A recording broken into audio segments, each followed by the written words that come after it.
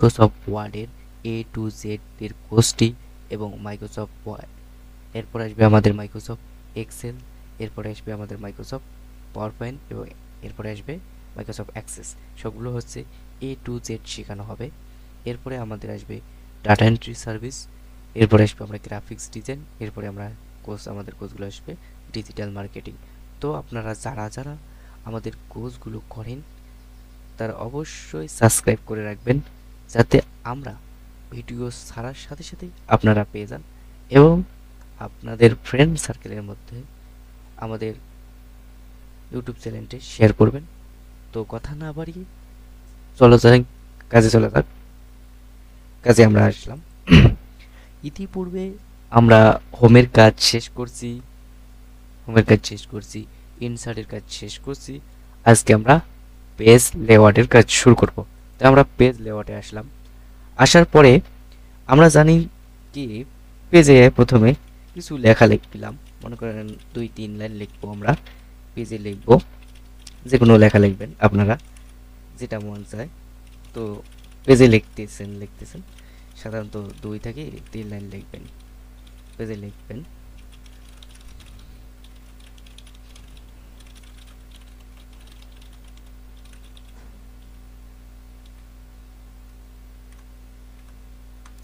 সাধারণত আমরা 3 লাইন লিখলাম। তো আমরা এখন পেজ লেআউটের কাজ প্রত্যেকটা পুঙ্খানুপুঙ্খানুভাবে আপনাদেরকে জানাবো। আপনারা প্রত্যেকটা কাজ ভালো করে করবেন এবং প্র্যাকটিস করবেন। তো প্রথমে আমাদের আছে কি থিম। তো থিমে আসলাম।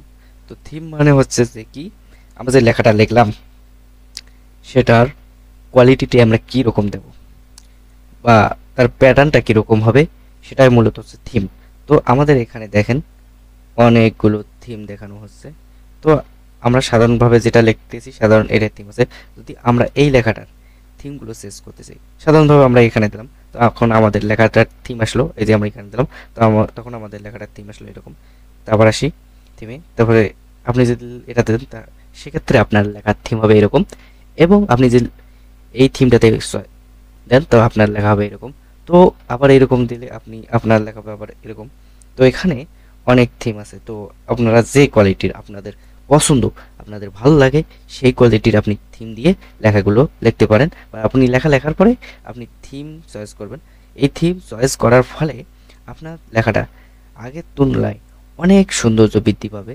আর আপনি যদি এই লেখাগুলোকে কোনো প্রতিষ্ঠানে বা জব সেক্টরে বা কোনো বায়ারের কাছে সুন্দরভাবে উপস্থাপন করতেছেন, তবে অবশ্যই থিম আপনাকে ব্যবহার করতে হবে। এই যে আপনি যে কোয়ালিটির থিম ব্যবহার করবেন আপনার লেখাটা সেই কোয়ালিটির হবে। আপনার এখানে অনেক থিম আছে। তো আপনি যে থিমটা ব্যবহার করবেন, তো সেই থিমে আপনার যে পছন্দ, যেরকম পছন্দ সেই থিমটা ব্যবহার করতে পারেন। তো থিম গেল। থিমের পরে আসবো আমরা reset two theme for template. তো রিসেট মানে কি, যে আমরা যেটা চয়েস করছি, মনে করেন আমরা চয়েস করলাম এটা, বা যে কোনো একটা চয়েস করো, যে কোনো একটা আপনি যদি চয়েস করেন, মনে করেন এটা আপনি চয়েস করছেন। তো রিসেট মানে কি জানেন, আপনি যেটা চয়েস করছেন ওইটাই থাকবে। অর্থাৎ আপনি যদি রিসেট দেন কি, ওই যে আগের পূর্বের অবস্থায় যে অবস্থায় আপনার লেখাটা ছিল ওইটাই আসবে। এটা হচ্ছে রিসেট। রিসেট মানে কি সব কিছু বাতিল। আর আপনি যদি করেন না আপনি যদি বলেন যে না আমি যে থিম চেঞ্জ করব, কোনো রিসেট করবো না, রিসেট মানে পূর্বের অবস্থায় ফিরে এসে আপনি এই থিমটা সার্চ করলেন, তো এই থিমটা থাকলো। তা আপনি বলতেছেন যে আমি পূর্বে যেরকম লিখছি আমার সেই লেখাগুলোরও দরকার। তখন আপনি সেক্ষেত্রে রিসেট টু থিমে আসার পর, রিসেট টু থিম ফরে আসার পর ক্লিক করলে আপনার পূর্বের অবস্থায় ফিরে আসবে। তারপরে আপনার কি আসবে ব্রাউজ ফর থিম। তো ব্রাউজ ফর থিম মানে এখানে আছে ব্রাউজ ফর থিম। তো আপনি ব্রাউজ ফর থিমে মানে কি, ব্রাউজ ফর বলতে আপনার পূর্বে আপনি কোনো কিছু লিখে সেভ করে রাখছেন, সেটা আপনি ব্রাউজ থেকে এখানে আনবেন বা এখানে দেবেন। তো সেটা হচ্ছে ব্রাউজ ফর থিম। তো একটু দেখি, এই যে আপনি মনে করেন আপনার ব্রাউজে কোনো লেখা আছে বা কোনো পিডিএফ আছে, তাই এখানে আপনি সিলেক্ট করে যে ওপেনে ক্লিক করলে আপনার এখানে কি ব্রাউজের লেখাগুলো ওপেন হয়ে আসবে। এই যে ব্রাউজ থিম, ব্রাউজের ব্রাউজ থিমের কাজ হচ্ছে এটা। আর সেভ তো আপনারা জানেন, আপনি যে লেখাটা লিখছেন ওটা কি ব্রাউজে সেভ হবে, এই হচ্ছে থিমের কাজ। তো আমরা এখন মূলত থিমের কাজ শেষ করলাম। তারপরে আমরা আসবো কি কালার। কালার তো আমরা সবাই জানি, কালার মানে কি রং করা। তো এখানে অনেক কালার আছে, তো আপনি আপনার মন মতো আপনার যে পছন্দ সেই কালারটা চুজ করে এখানে আপনি কালার দিতে পারেন। তা ক্রিয়েট নিউ কালার, তাহলে আপনি যদি আপনার মন মতো কালার সিলেক্ট করতে চান, তো এইগুলোতে কি আপনি কালার কি কোন কালার কোন লাইনে দিবেন সেটা সেটা চয়েস করে আপনি এখানে কোন কালার দেবেন। আপনি যদি এখানে এটা কালার দেন, পরেরটা যদি আপনি এরকম কালার দেন, তো আপনি এরকম কালার চয়েস করে এখানে সেভে ক্লিক করে দেবেন। তাহলে আপনাদের কি এই যে কালারটা ওই যে যেরকম ভাবে আপনি কাস্টমাইজ করে কালার করতে চান সেরকম ভাবে কাস্টমাইজ করে আপনার কালারটা হবে। তারপরে আমরা থিম এবং কালার কাজ শেষ করলাম। এখন আমরা আসবো কি, এখন আমরা আসবো ফন্ট। তো এখন ফন্টে আসলাম। ফন্ট ফন্ট মূলত কি, এখানে একটু আমরা সিলেক্ট করি। ফন্ট বলতে কি এই পেজটা কীরকম, এই পেজটা কীরকম কোয়ালিটির হবে এটাই মূলত ফন্ট। আর এর লেখাটা কীরকম হবে, ফন্ট বলতে আপনি সাধারণত আমরা যে লেখা লিখি, তো লেখাটা যে স্টাইল স্টাইল এবং পাশাপাশি যে পেজ কীরকম কীরকম কোয়ালিটির হবে সেটাই হচ্ছে মূলত ফন্ট। আর সাধারণভাবে বিশেষভাবে যারা গ্রাফিক্সের ডিজাইন করে তারা ফন্ট বলতে শুধুমাত্র লেখার যে সৌন্দর্য বা কোয়ালিটিটা চেঞ্জ করা হয় এটাকে ফন্ট বলা হয়। তো আপনার এখানে হাজার হাজার ফন্ট আছে, তো আপনি যে ফন্টটা আপনি সিলেক্ট করে দিতে চান, আপনি আপনি এটা এই ফন্টটা এই ফন্টটা দিতে চান বা এই ফন্টটা দিতে চান, আপনি যে ফন্টটা দিতে চান তো আপনার সেই রকম কোয়ালিটির লেখাটা হবে যে। আর আপনি ফন্ট দিতে চান, আপনি এরকম ফন্ট দিতে চান, তাহলে আপনার লেখাটা এরকম হবে। আপনি যেটা এরকম দিতে চান এরকম ফন্ট হবে। তো আপনি এরকম দিতে চান এরকম ফন্ট হবে। তো আপনার যে যেরকম চয়েস ফন্টের, তো আপনি সেরকম দিতে চান, আপনি এটা দিলেন আপনার লেখা এরকম হবে। তো আপনার মন মতো আপনি ফন্ট সিলেক্ট করতে চান, ফন্ট সিলেক্ট করে আপনি একটা লেখা দেবেন। তাহলে আপনার যে কোনো একটা ফন্ট আপনি সিলেক্ট করেন, দিয়ে লেখা দিতে পারেন। আমি মনে করেন এটা ফন্ট দিলাম, তো আমার লেখাটা কি এরকম কোয়ালিটির আসলো। তো আমরা ফন্টের কাজ জানলাম। তো আপনি ফন্টের কাজ জানলাম। তো আমরা এখন আসবো কি ইফেক্ট। ইফেক্ট বলতে কি, ইফেক্ট বলতে কি এই যে লেখাটাকে একটু আমরা একটু যাই। ইফেক্ট বলতে কি লেখাগুলোকে একটু শ্যাডো থাকবে, লেখাগুলোর মাঝে কীরকম কোয়ালিটির হবে সেরকম। এই যে দেখেন, এটা যদি দেই লেখাটার প্রত্যেকটা ওয়ার্ডের নিচে নিচে একটু কালো শ্যাডো থাকবে, মানে লেখাটা একটু উঠে উঠে আসছে, মানে ভাব হবে কি একটু দাঁড়িয়ে আছে এরকম ভাব হবে। দেখি একটু, এই যে দেখেন, তো এখনো দেখা যাচ্ছে না। যদি আমরা দিছি এই যে দেখেন এগুলো লেখাগুলোতে একটু সাইডে দেখা যাচ্ছে ছায়া ছায়া ভাব, এটা এইগুলোর নাম আছে মূলত শ্যাডো। তো আপনার যে রকম শ্যাডো লাগবে আপনি সেই রকম শ্যাডো দেবেন। তার আগে যদি ক্লিক করেন তারও ভালো হবে, ক্লিক করে দিলে আপনি শ্যাডো দিতে চান। তো এখানে দেখেন প্রত্যেকটাতে একটু করে কালচা কালচা ভাব আসবে, এই যে এটা আছে লেখার শ্যাডো। সেক্ষেত্রে আপনারা যে কোনো শ্যাডো দিতে পারেন। তো আমরা জানান একটু এই লেখাগুলোকে একটু বড় করি, তাহলে বোঝা যাবে শ্যাডোটা কীরকম হয়েছে।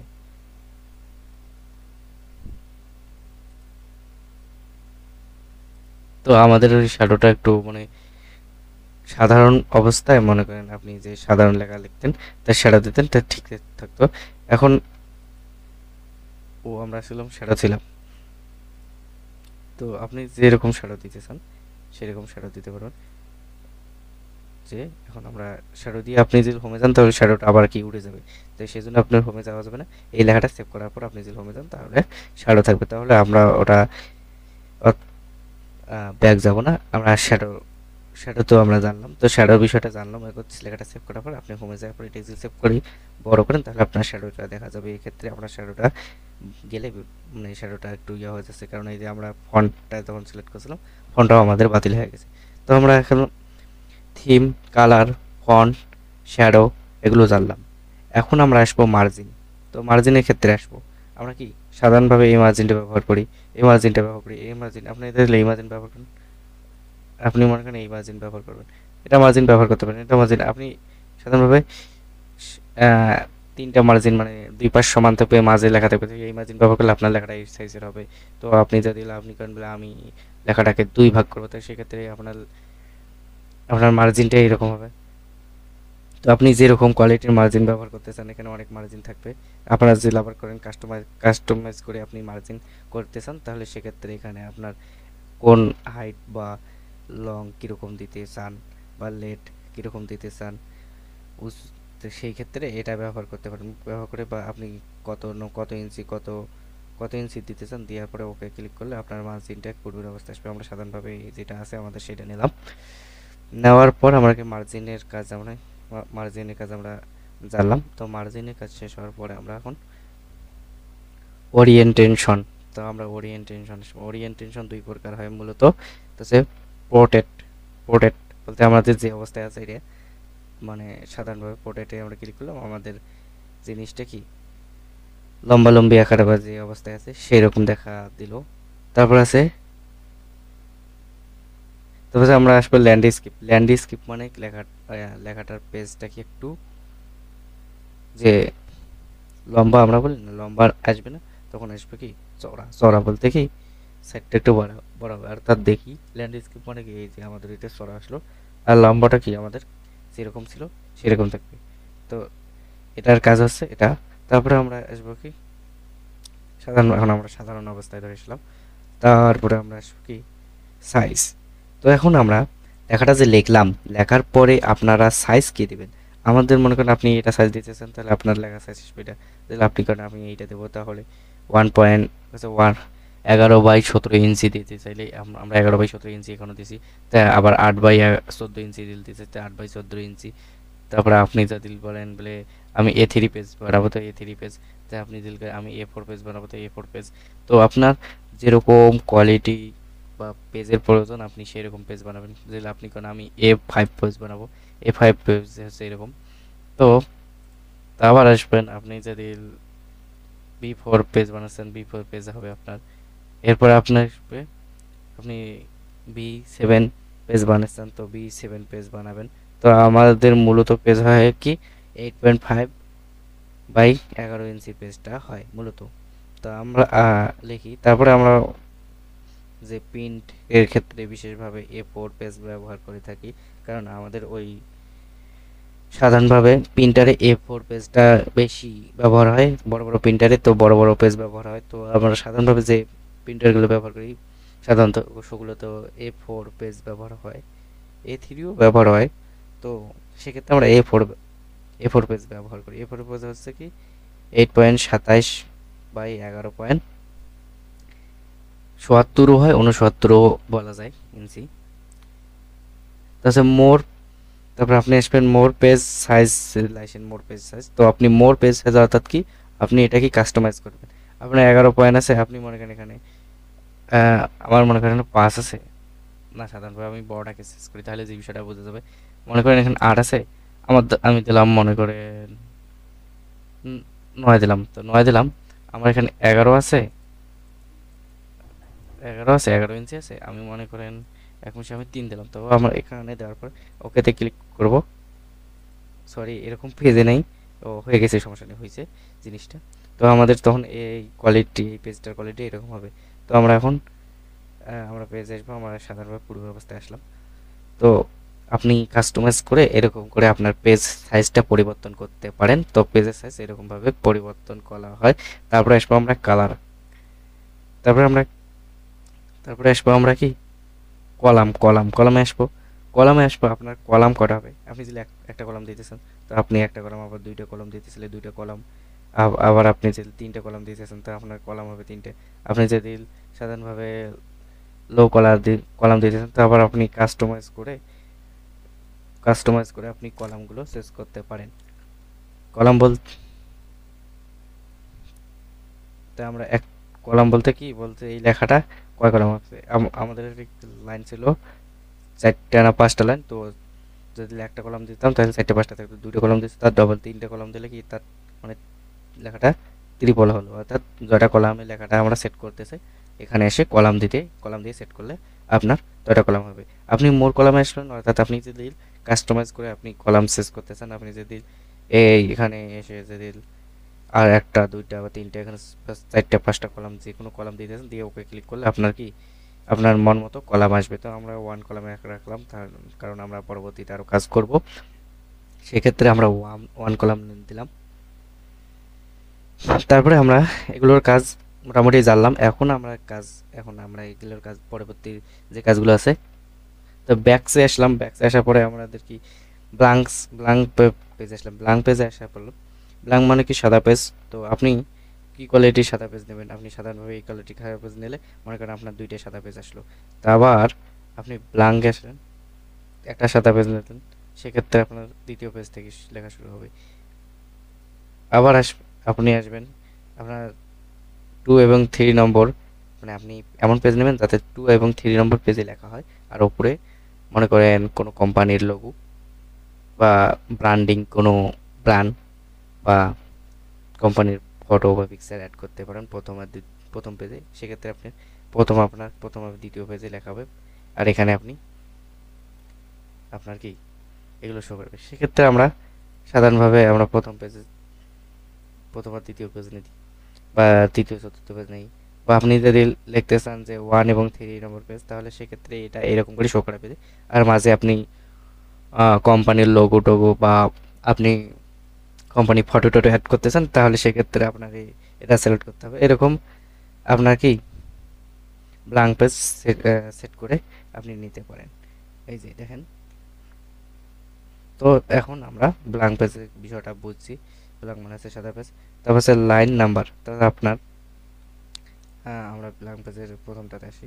আমাদের যেহেতু লেখা আছে প্রথম পেজে, আমাদের 4 থেকে 5টা পেজ হয়ে গেছে। তো ব্ল্যাঙ্ক পেজের লাইন নাম্বার, তার লাইন নাম্বার কি? আপনি যে কাস্টমাইজ করলেন, কাস্টমাইজ করার পর আপনি লাইন দিয়েছেন। আমরা ব্ল্যাঙ্ক পেজে 1 নম্বর লাইন লিখছি। তো এখন দ্বিতীয় নম্বর প্লাস পেজ বোঝাচ্ছে। তো কাস্টমাইজ বলতে আপনি 1 নম্বর লাইন লিখছেন। এখন আপনি পরবর্তীতে যদি কোনো লাইন লিখতেছেন এটা দেবেন, তাহলে আপনার প্রত্যেকটার ক্ষেত্রে 1 2 3 4 5 6 সংখ্যা লাইন চলে আসবে, বুঝছেন? তো সেক্ষেত্রে আপনি এই যে লাইন নিতে পারেন।